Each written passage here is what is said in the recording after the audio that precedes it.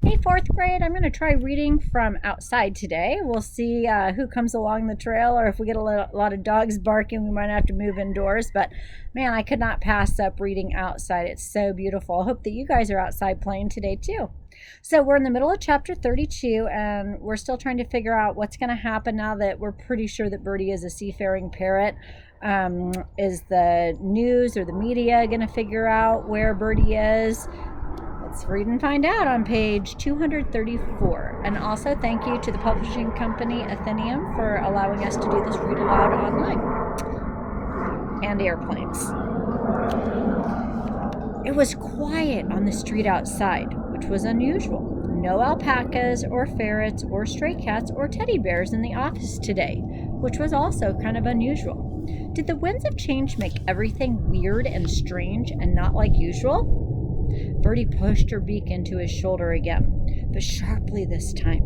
Then she nipped at his ear. "Ouch," said Pablo. "That hurts." But she did it again.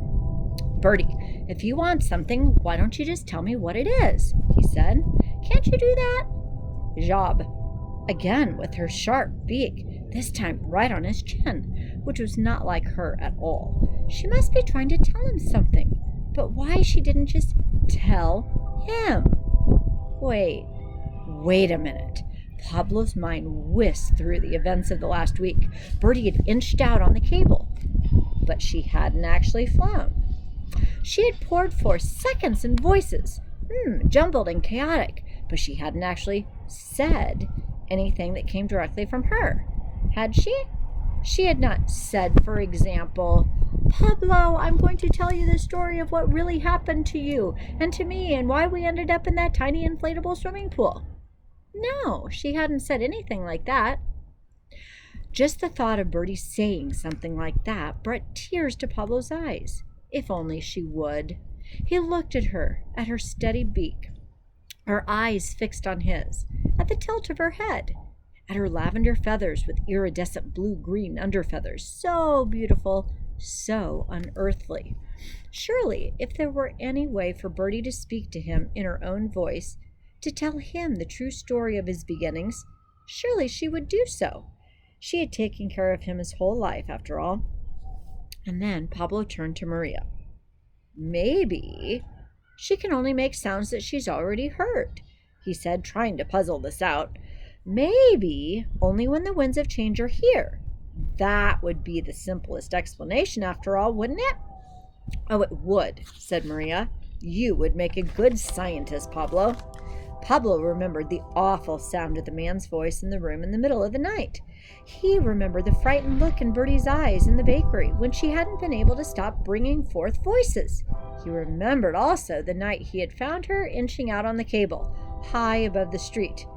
If the theory was right, and Birdie could speak only during the winds of change, well, then maybe she could fly only during the winds of change as well. As if she could read his mind. What's going to happen? Birdie hopped onto his lap. She pushed her beak into his neck, gently this time. "Maybe only when the winds of change are here." Guess who said that? She said it, in his own voice, the same question he had asked just minutes before. That must be the closest she could come to telling them that they were right. That Maria had figured it out. Pablo thought of all the mornings he had almost flown her down to the beach, and how much she had loved it. He thought of the legend of the seafaring parrot, the great heights it climbed to, and the vast distances it covered at sea. And then he pictured Elmira Toledo and how her crew, descending on Isla, determined to find a living specimen. "I need some time to figure out what to do," he said to Maria, and she, of course, nodded. So together, maybe in chapter 33, they're going to work this out. Outside, the wind was picking up. There was something strange about it, and when Pablo realized what the strangeness was, his heart began beating fast, fast. Darren Mandible had been right. The wind was beginning to blow directly away from the shore. What day is it?" came a quiet voice. Pablo looked down. The committee was gathered on the sidewalk outside the critter clinic. Mr. Chuckles advanced a step towards Pablo, as if he had been chosen to lead this particular meeting. "Shh," said Pablo. "Leave us alone. I'm trying to figure something out here." The committee did not move. Oh, dumb birds, scratching and clucking around the town, free to go where they wanted to, whenever they wanted to. Unlike Bertie, who had never left Pablo's side but for that one time out on the cable. Who did the committee think they were? Nothing special. They were nothing like Bertie. "You guys think you can talk?" said Pablo to the committee. He knew he sounded a bit mean, but he didn't stop himself. "All you do is say the same things over and over again. That doesn't make you special." "Ha, ha, ha, ha, ha," said Mr. Chuckles. "You laugh, but why?" said Pablo. "There is nothing funny about this situation. How would you like to be locked up in a cage for the rest of your life?" The birds actually looked at one another and then back at Pablo. And Mr. Chuckles kind of cocked his head to the side. He said. It was as if Mr. Chuckles was trying to tell Pablo something. Again, but what? Is not going to get you very far. Now, is it? Said Pablo.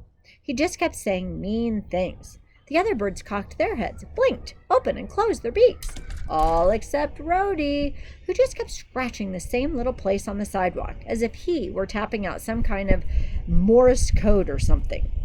Pablo just didn't know what to do.